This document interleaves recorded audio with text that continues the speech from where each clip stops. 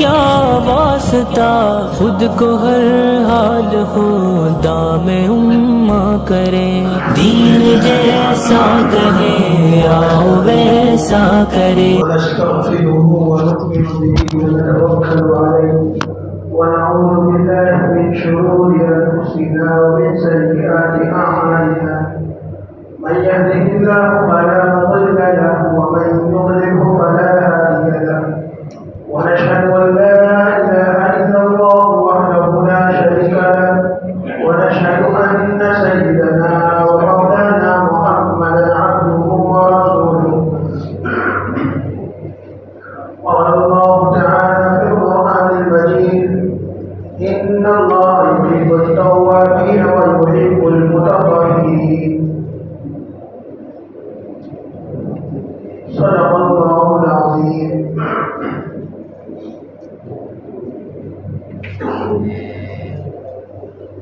اللہ سبحانہ و تعالی نے اس آیت کریمہ میں دو لوگوں کو پسند فرمایا ہے۔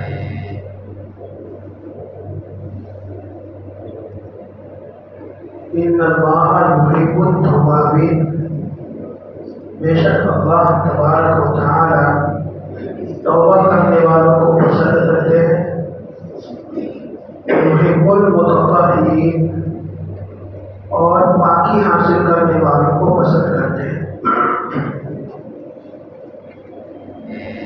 اس روئے زمین پر اگر ساری کی ساری انسانیت حضرت ابو بکر صدیق رضی اللہ عنہ کی طرح نیک ہو جائے تو بھی اللہ کی شان میں کوئی زیادتی نہیں ہوگی، اور اگر ساری انسانیت فرعون، شداد جیسے لوگوں کی طرح سخت نافرمان ہو جائے تبھی اللہ کی شان میں کوئی کمی واقع نہیں ہوگی۔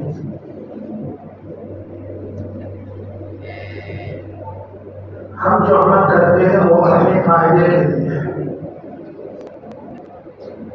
کہ اللہ ہمارے مرتبے کو بلند کرے گا، اللہ ہمارے گناہوں کو معاف کرے گا،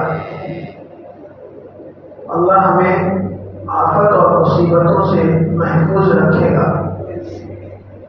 نیک اعمال میں اللہ کے وعدے ہیں اور برے اعمال میں اللہ کی وعیدیں ہیں کہ اگر تم اس طرح برے اعمال کرو گے تو اس طرح تمہیں سزا ملے گی، اور اگر اس طرح تم نیک اعمال کرو گے تو اس طرح تمہیں انعامات سے نوازوں گا۔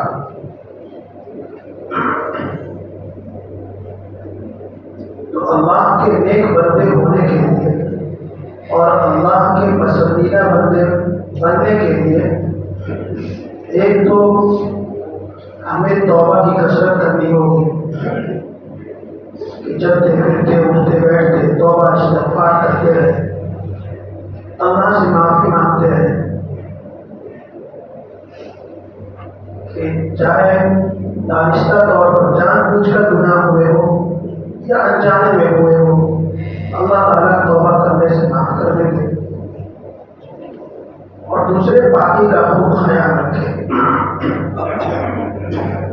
ہم جو نماز پڑھتے ہیں اور اللہ کی عبادت کرتے ہیں اس میں بھی سب سے پہلے پاکی مطلوب ہوتی ہے کہ جب تک انسان پاک نہیں ہوگا، آدمی پاک نہیں ہوگا، اس کی عبادت قابل قبول نہیں ہے۔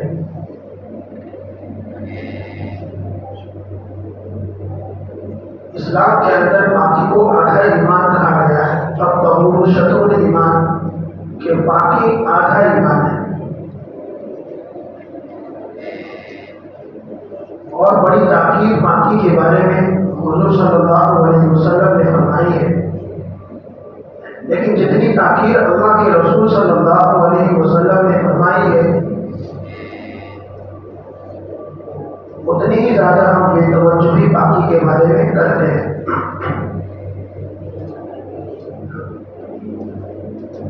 اللہ کے نیک بندے بننے کے لیے پہلے تو تین چیزوں کا پاک ہونا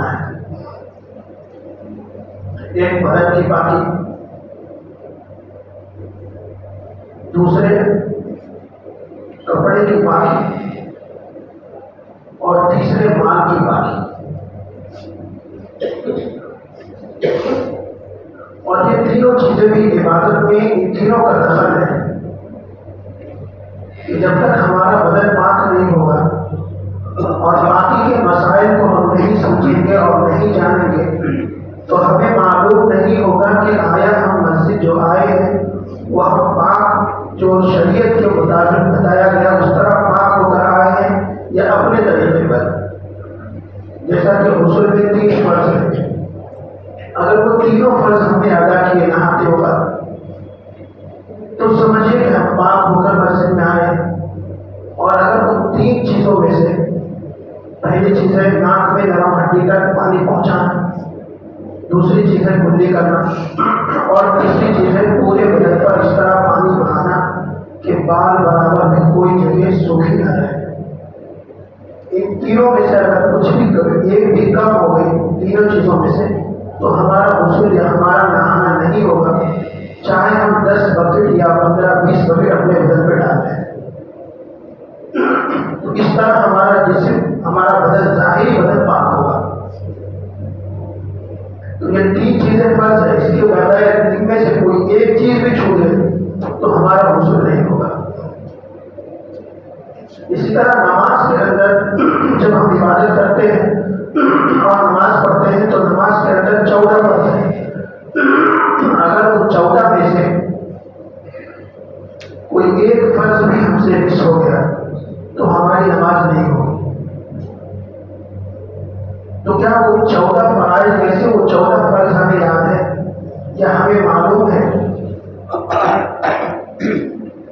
یہ چیزیں جاننے کی اور سیکھنے کی ہے کہ جب تک یہ چیزیں ہم جانیں گے نہیں تو عبادت میں جو چاشنی ہے اور اللہ کی عبادت میں جو مزہ ہے وہ مزہ نہیں آئے گا۔ آپ صلی اللہ علیہ وسلم نے فرمایا کہ قرب قیامت میں مسجد بھری ہوئی ہوگی عبادت گزاروں سے، نمازیوں سے، لیکن ان کا دل اللہ کی یاد سے غافل ہوگا، دل اللہ کی طرف مائل نہیں ہوگا۔ کیوں مائل نہیں ہوگا؟ ان چیزوں کا خیال نہ کرنے کی وجہ سے۔ ہم وضو کرنے گئے یا گھر سے وضو کر کے آئے اور یہاں پر چپل اتار دیا اور یہاں سے یہاں تک ننگے پیر آ گئے۔ کتنے لوگوں کے چپل میں نجاست لگی ہوگی یا لگی ہوئی نہیں ہوگی، ان کو کھدر کے ہم مسجد میں آتے ہیں تو ہمارا پیر تو ناپاک ہو گیا۔ آپ صلی اللہ علیہ وسلم کی مشہور حدیث ہے، بخاری اور نسائی میں ہے کہ آپ صلی اللہ علیہ وسلم ایک قبر کے پاس سے گزر رہے تھے تو آپ صلی اللہ علیہ وسلم نے فرمایا اس قبر والے کو، ان 2 قبر والوں کو عذاب ہو رہا ہے۔ صحابہ نے پوچھا کس وجہ سے؟ فرمایا یہ پیشاب کے قطروں سے نہیں بچتا تھا اور دوسرا غیبت کرتا تھا۔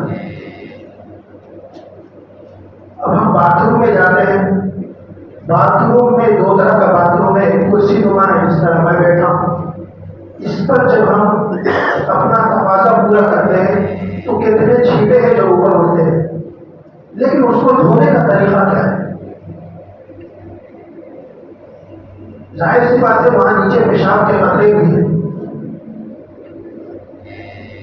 جب تک یہ صفائی نہیں ہوگی، پاکیزگی نہیں ہوگی، ہماری عبادت قابل قبول نہیں ہوگی۔ اسی طرح پیشاب کرنے بیٹھتے ہیں تو پیشاب کرنے کے بعد کچھ قطرے اندر ہی رہ جاتے ہیں جو چلنے پھرنے اٹھنے بیٹھنے سے باہر نکلتے ہیں، اس سے وضو ٹوٹ جاتا ہے۔ یہ الگ سے سبجیکٹ ہے سیکھنے کی،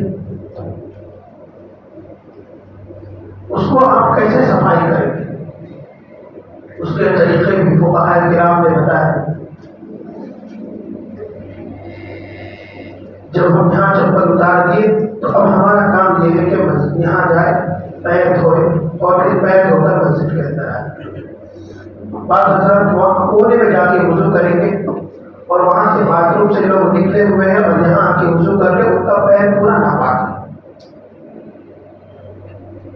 اور یہاں سے لوگ وضو کر کے ادھر آ گئے، تو پیر میں تو ہماری نجاست لگ گئی، پھر عبادت میں کیا چاشنی آئے گی؟ تو اس کو کہتے ہیں پہلے بدن کی پاکی۔ اور نماز کے اندر 14 فرض ہیں، ان میں سے ایک فرض بھی مس ہو گیا تو ہماری نماز نہیں ہوگی۔ بدن کا پاک ہونا، کپڑے کا پاک ہونا، جگہ کا پاک ہونا، جس جگہ ہم نماز پڑھ رہے ہیں وہ بھی پاک ہونا۔ صاف ہونا الگ ہے اور پاک ہونا الگ ہے۔ بچے نے پتھر پہ پیشاب کر دیا، اس کو وہ سوکھ گیا، وہ صاف دکھ رہا، لیکن وہ جگہ پاک نہیں ہے، ہم وہاں پہ نماز نہیں پڑھ سکتے۔ بعض سامنے والے وہ لاٹھی ٹیپ کراتے ہیں اور یہاں تک لاٹھی وہ اپنے ڈنڈے کو لاتے ہیں، وہ ڈنڈا نہ جانے کہاں کہاں نجاست میں گیا ہے، وہ بنا دھوئے مسجد میں آ رہے اور مسجد کو ناپاک کر رہے ہیں، اور اس کی وجہ سے ہماری نمازیں خراب ہو رہی ہیں۔ تو ان کو کہنے کا ہے کہ بھائی باہر تو بڑھتے یہ اپنا ڈنڈا ڈالتے ہیں، یہ اپنے ڈنڈے کو دھونے پہلے پھر بند رہا، اور وہی ڈنڈے سے پھر وہ باتھ روم میں بھی جائیں گے، پھر باتھ روم میں بھی آئیں گے اور دھوئیں گے بھی نہیں۔ پھر ہم غور بھی نہیں کرتے کہ اس نے ڈنڈا کہاں کہاں رکھا، ہم کو وہاں پہ نماز نہیں پڑھنا ہے جب تک اس جگہ کی صفائی نہیں ہوگی۔ تو جگہ کا صاف ہونا فرض ہے، جب تک وہ فرض ادا نہیں ہوگی اس وقت تک ہم نماز اسٹارٹ نہیں کر سکتے۔ 7 اندرونی فرض ہے اور 7 بیرونی فرض ہے، یعنی نماز کے باہر 7 فرض ہے اور نماز کے اندر 7 فرض ہے۔ بدن کا پاک ہونا باہر کا ہے، کپڑے کا پاک ہونا نماز شروع ہونے سے پہلے یہ سب ہے، جگہ کا پاک ہونا، چوتھی چیز ہے سطر کا چھپانا۔ مرد کے لیے کم سے کم اتنا کپڑا ضروری ہے جو کمر سے لے کر گھٹنے تک ہو، باقی پورے بدن پر کپڑے ڈالنا سنت ہے، لیکن اتنی جگہ کا کمر سے لے کر گھٹنے تک یعنی گھٹنا شامل ہے، اس کا چھپانا فرض ہے۔ اب بعض حضرات ٹی شرٹ پہن کے آتے ہیں اور پینٹ پہنے ہوئے رہتے ہیں، وہ ڈھیلی پینٹ رہتی ہے یا جیسی بھی رہتی ہے، وہ سجدے میں جاتے ہیں تو کوئی آدھی سوری یا تھوڑی سوری پیچھے کا حصہ پورا دکھتا ہے، جس سے پیچھے والے کی نماز خراب ہو رہی، لیکن اس بندے کو نہیں معلوم کہ میری نماز ٹوٹ گئی کیونکہ میرا سطر دکھ گیا۔ سجدے میں جا رہے پورا پیچھے کا حصہ دکھ رہا، اور اس بندے کو اتنا احساس نہیں ہے کہ اس سے میری نماز ٹوٹ گئی، لیکن میری وجہ سے پیچھے والوں کی نماز مقروض ہوئی۔ تو سطر کا چھپانا۔ اور 5ویں چیز ہے وقت کا پایا جانا۔ جب تک وہ وقت نہیں آئے گا اس وقت تک وہ نماز فرض نہیں ہوگی۔ ابھی عصر کا وقت نہیں داخل ہوا ہے، ابھی ہمارے اوپر عصر کی نماز فرض نہیں ہوئی ہے۔ مغرب ابھی وقت نہیں آیا، نہ مغرب کا وقت نہیں آیا، مغرب کی نماز نہیں ہوئی ہمارے پر فرض۔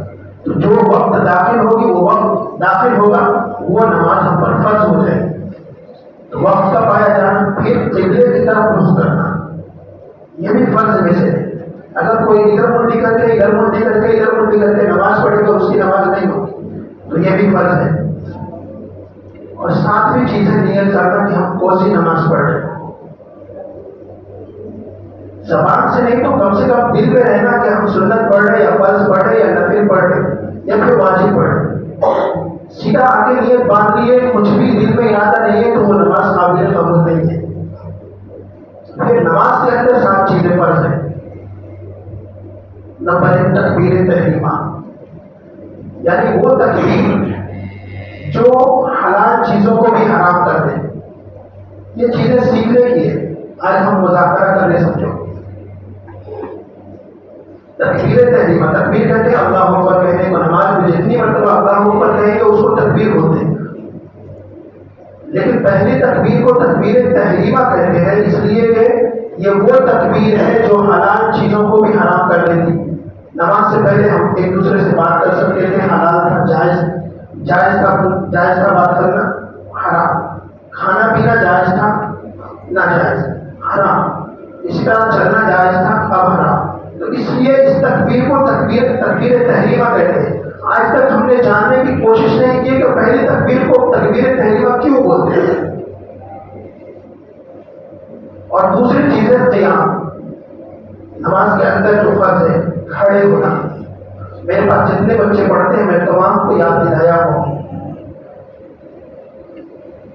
تو دوسری چیز ہے قیام، یعنی نماز میں کھڑے ہونا. اگر آپ کے اندر 4 سیکنڈ بھی کھڑے ہونے کی طاقت ہے تو فرض نماز اور سنت نماز کھڑے ہو کر پڑھنا فرض ہے. اگر آپ بیٹھ کر یا کرسی پہ بیٹھ کر نماز پڑھ لیں بنا کھڑے ہوئے تلاوت کے وقت تو پھر آپ کی نماز نہیں ہوگی، کیونکہ کھڑے ہونا نماز کے اندر فرض ہے. آپ کے اندر طاقت نہیں ہے، 4 سیکنڈ کھڑنے کی طاقت ہے، 4 سیکنڈ کھڑو پھر اس کے بعد بیٹھ جاؤ. لیکن اگر بالکل بھی طاقت نہیں ہے تو پھر آپ بیٹھ کر نماز پڑھ سکتے ہیں. لیکن اتنی طاقت تو سب کو ہے کہ بھائی گھر سے چل کے ہم آ رہے ہیں، گھر سے چل کے مسجد تک آ رہے ہیں، اتنی کھڑے ہونے کی طاقت ہے. لیکن یہاں پر کھڑے ہونے کی طاقت نہیں ہے تو عجیب بات ہے. تو نماز میں کھڑے ہونا فرض ہے. تیسری چیز ہے قرات، یعنی قرآن کریم پڑھنا.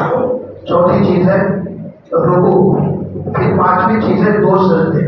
اگر کوئی ایک رکعت میں ایک ہی سجدہ کرا جان بوجھ کر تو پھر اس کی نماز نہیں ہوگی، اور اگر بھول گیا تو بعد میں سجدہ سو کر سکتا ہے.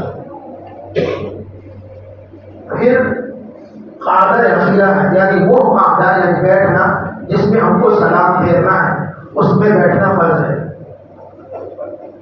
اور 7ویں چیز ہے اپنے ارادے سے نماز ختم کرنا.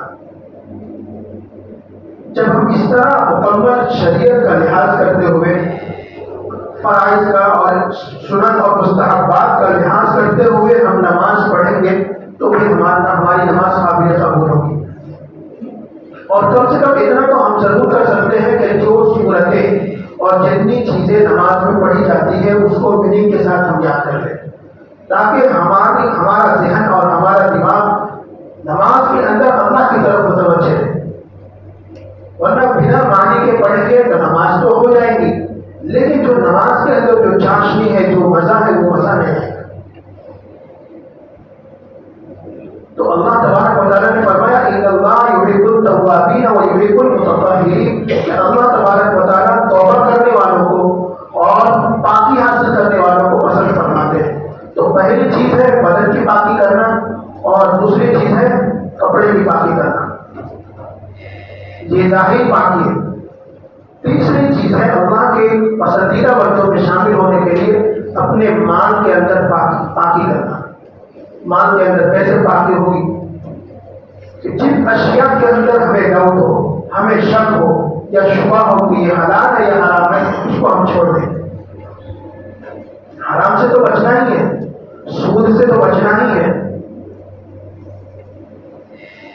سود کھانے سے یہ حرام چیزیں ہیں. ہمارے جسم کے اندر حضور صلی اللہ علیہ وسلم نے فرمایا یا صحابہ کرام کے اقوال ہیں کہ حرام مال سے جو جسم پلتا ہے اور گوشت بنتا ہے، پھر اس جسم کے اندر گناہوں کی اور نافرمانیوں کا ولولہ پیدا ہوتا ہے، جذبہ پیدا ہوتا ہے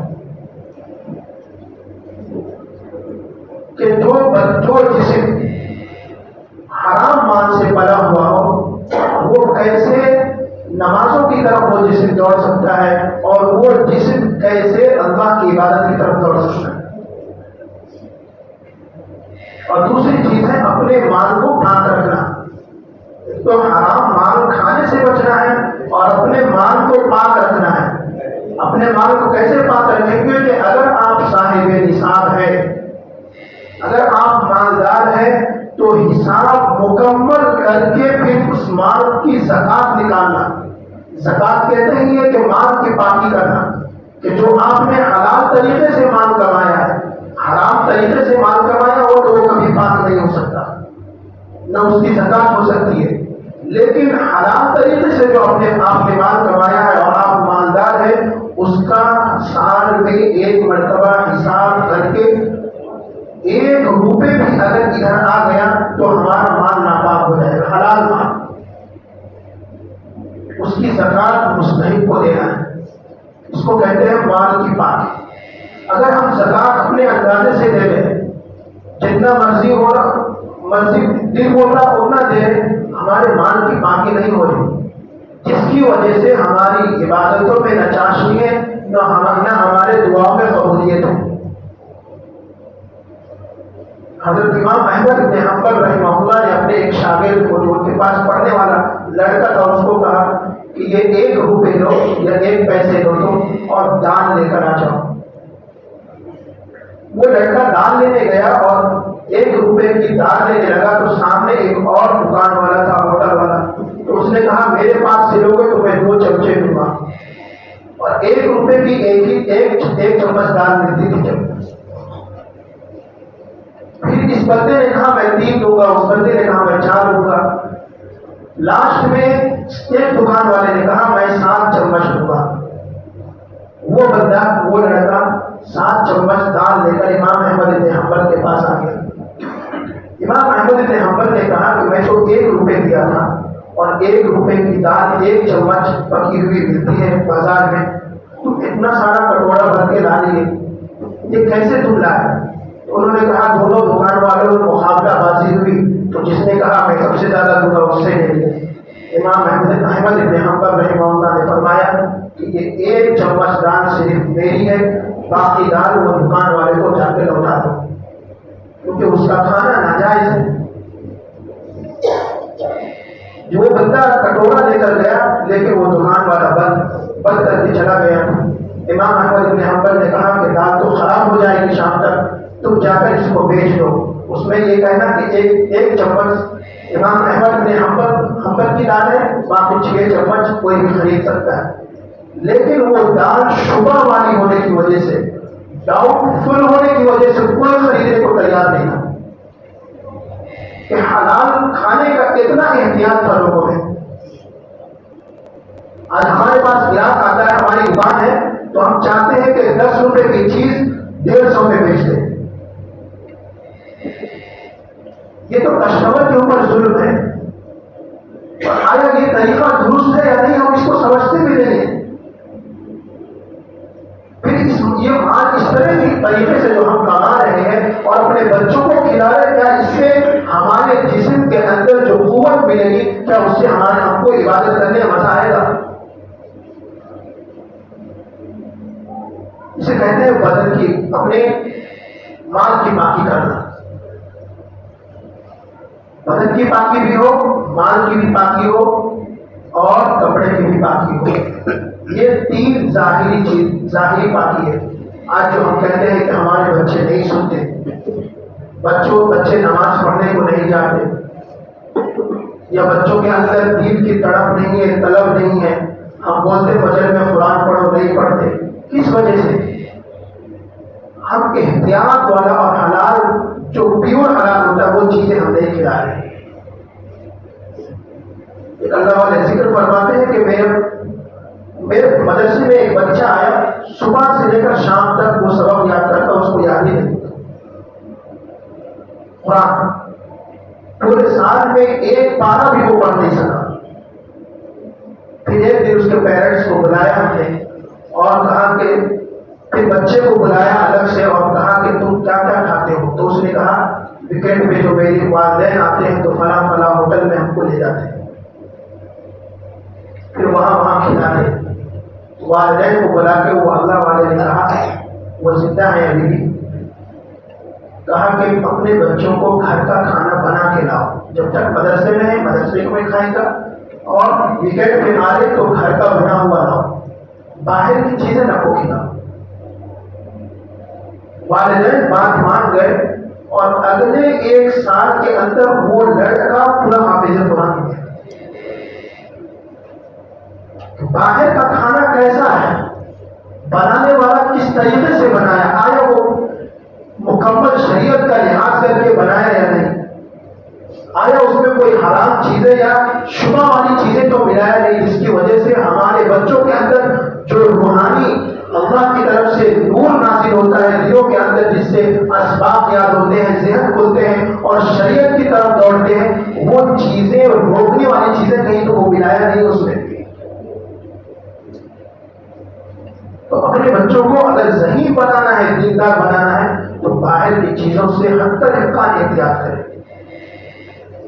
سب سے محبت والا اور پیار والا کھانا ماں کے علاوہ کون کھلا سکتی ہے؟ ماں جو بناتی ہے وہ اپنے بچوں کے صحت کے لیے بناتی ہے کہ یہ کھائے گا تو میرے بچے کو آنکھ میں یہ دانا لگے گا. باہر والے جو بناتے ہیں وہ بیچنے کے لیے بناتے ہیں, چاہے کھانے والا مرے یا جیے, اس کو اس سے کوئی سروکار نہیں ہے. چاہے آپ بلڈ پریشر کے مریض ہو جائے, چاہے آپ شوگر کے مریض ہو جائے, یا کوئی بھی مریض ہو جائے, اس کو اس سے کوئی سروکار نہیں ہے. اس کو صرف بیچنا ہے. پہلے زمانے میں جو فاقے ہوتے تھے تو پہلے فاقے سے لوگ مرتے تھے. آج کے زمانے میں لوگ فاقے سے نہیں مرتے, زیادہ کھانے کی وجہ سے مرتے ہیں. اور یہ جو بیماریاں زیادہ پھیل رہی ہیں, بی پی ہے, شوگر ہے, یہ کم کھانے کی وجہ سے تھوڑی ہے, یہ سب زیادہ کھانے کی وجہ سے. تو اپنے مال کے اندر پاکی ہونا. جب ہم اپنے مال کے اندر پاکی کریں گے, چاہے ہم تجارت کرتے ہوں یا آنے والے مال ہوں, ہر ایک مال کی تحقیق کرنا ہے اور اپنے مال کی صحیح طریقے سے زکات نکالنا ہے. جب تک ہم صحیح طریقے سے زکات نہیں نکالیں گے, ہمیں عبادت میں مزہ نہیں آئے گا, ہمیں عبادت میں ہماری چاشنی نہیں آئے گی. اللہ کے رسول صلی اللہ علیہ وسلم نے فرمایا, صحیح روایت ہے کہ انت عبد اللہ کانک تراه فان لم تكن تراه فانه يراك, کہ تم اللہ کی اس طرح عبادت کرو گویا کہ تم اللہ کو دیکھ رہے ہو. اور اگر یہ درجہ بھی نہ تمہیں حاصل ہو تو کم سے کم یہ تم سمجھو کہ اللہ مجھے دیکھ رہا ہے. یہ دونوں کیفیتیں ہمارے اندر نماز کے اندر پائی جاتی ہے یا ذکر و اذکار کے اندر پائی جاتی ہے. اگر نہیں پائی جاتی ہے تو ہمیں پہلے ان چیزوں کا لحاظ کرنا ہوگا اور ان چیزوں کو سیکھنا ہوگا. اپنے پاکی, بدن کی پاکی, کپڑے کی پاکی اور مال کی پاکی. جب یہ تین چیزوں سے, تین پاکیوں سے ہم جب بچیں گے, محفوظ ہو جائیں گے, پھر آگے آتی ہے پانچ چیزوں سے بچنا. 5 چیزوں کے غلط استعمال کرنے سے بچنا, جس کو کہتے ہیں حواس خمسہ ظاہرہ. آنکھ کا گناہ, آنکھ کو پاک رکھنا. کان کا گناہ, کانوں کو بری چیزوں سے, غیبت سننے سے, گانے سننے سے, میوزک سننے سے بچانا. زبان کو غیبت کرنے سے اور چغلی کرنے سے اور برے الفاظ اور گالیاں بکنے سے بچانا, پاک رکھنا. اور ہاتھ کو بری چیزوں کو پکڑنے سے, بری چیزوں کی طرف, بری چیزیں حاصل کرنے سے اپنے ہاتھ کو بچانا. اور 5ویں چیز ہے یعنی سونگنے کے ذریعے جو گناہ ہوتے ہیں, جیسے ڈرگس وغیرہ یا دوسری چیز اور بھی چیزیں آتی ہے, تو ان 5 چیزوں کو بھی گناہوں سے پاک رکھیں گے, پھر اللہ کی عبادت کرنے میں ہمیں چاشنی آئے گی. پھر اللہ تبارک و تعالیٰ نے فرمایا ان اللہ یحب التوابین ویحب المتطہرین, کہ اللہ تبارک و تعالیٰ توبہ کرنے والوں کو پسند فرماتے ہیں اور پاکی حاصل کرنے والوں کو پسند فرماتے ہیں. جب ان چیزوں سے ہماری پاکی ہوگی تو پھر اللہ تبارک و تعالیٰ ہماری توبہ قبول کرے گا.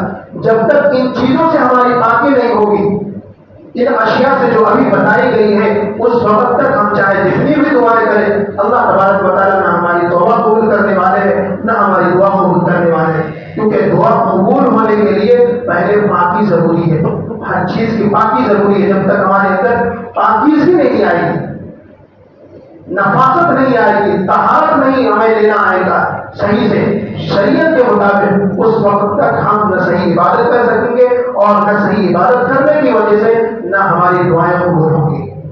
اللہ تبارک و تعالیٰ ہمیں شریعت کے مطابق پاکی حاصل کرنے کی, چاہے جسمانی ہو یا روحانی ہو یا دل کی ہو یا حواس خمسہ ظاہرہ ہو یا مال کی پاکی ہو, ان تمام چیزوں سے شریعت کے مطابق پاکی حاصل کرنے کی توفیق عطا فرمائے.